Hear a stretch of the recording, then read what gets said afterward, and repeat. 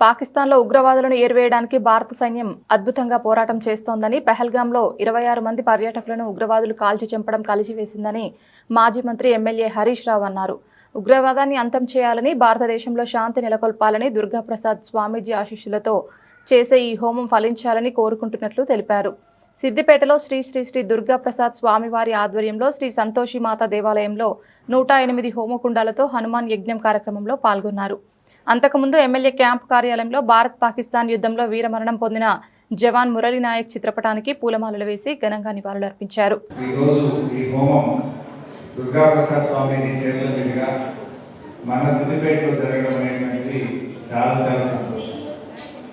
ఒకవైపు మనం చూస్తూ ఉన్నాం, పాకిస్తాన్లో ఉగ్రవాదులను ఏరివేయడానికి భారత సైన్యం అద్భుతంగా పోరాటం చేస్తూ ఉంది.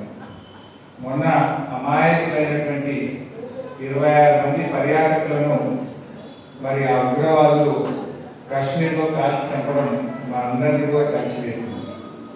సో ఈ ఉగ్రవాదులను అంతం చేయాలని, భారతదేశంలో శాంతి నెలకొలాలని మరి మన స్వామీజీ గారి ఆశీస్సులతో మీరు చేసేటువంటి హోమ ఫలితం మీ కుటుంబాలకు, మీకు మరియు మన దేశం, మన తెలంగాణ రాష్ట్రం అంతా కూడా సుఖ సంతోషాలతో ఉండాలని, మన సైనికులకు బలాన్ని అందించి భారతదేశం ఈ ఉగ్రవాదులను అంతం చేసి మరి అద్భుతమైన విజయం సాధించాలని చెప్పి కూడా నేను మనసారా కాంక్షిస్తా ఉన్నాను.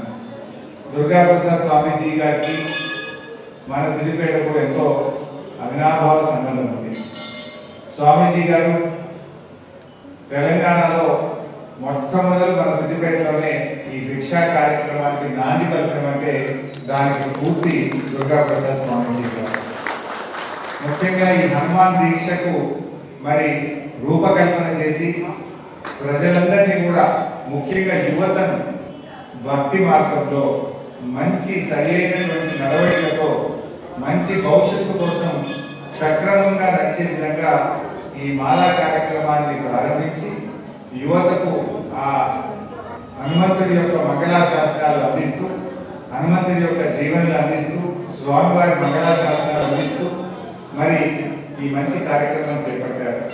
ముఖ్యంగా కొంతమంది అయితే 41 రోజులు, 21 రోజులు, 11 రోజులు ఈ దీక్ష పట్టినంత కాలం మండు టెండల్లో 108 రోజులు మండు టెండల్లో కాళ్ళకు చెప్పులు లేకుండా ఆ హనుమన్ నామ స్మరణలో, ఆ రాముడి యొక్క సేవలో పిల్లలు చేయడం అనేటువంటి, యువత చేయడం అనేది నిజంగా చాలా మంచిది.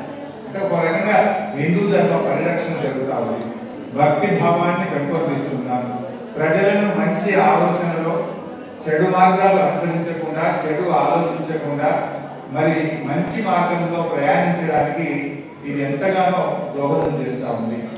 మరి అన్నిటికంటే ముఖ్యంగా మరి ఎవరిపైనా సరే సంతోషమాత మందిరంలో హనుమత్ దీక్ష ఏకాదశ దీక్ష మాల సందర్భంగా విశ్వశాంతి కాంక్షిస్తూ మన భారతదేశానికి జైలు కలవాలి, ప్రపంచంలో ఉండే ప్రజలందరూ సుఖ శాంతులతో ఉండాలి అని సనాతన హిందూ ధర్మ రక్షణ కోసం మనం ఈరోజు విశ్వశాంతి 140వ హనుమాన్ మహాయజ్ఞం జరుపుకోబోతున్నాం. ఈ మహాయజ్ఞానికి మనకి ముఖ్య అతిథిగా చేసినటువంటి శ్రీమాన్ కన్నీరు హరీష్ రావు గారికి మనం స్వాగతం తెలియజేస్తూ, వారికి అభినందన తెలియజేస్తూ, హనుమత్ దీక్షాపీఠం తరఫున అనేక మంగళ దర్శనాలు అందిస్తున్నాం.